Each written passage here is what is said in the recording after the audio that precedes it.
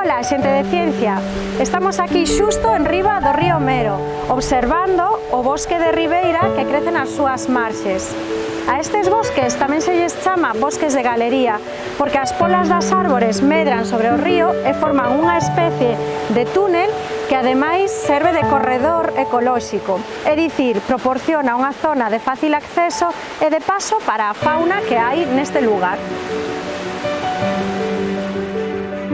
Galicia, moitas veces coñecida como a Terra dos Mil Ríos, ten máis de 14.000 km de lonxitude en cursos fluviais.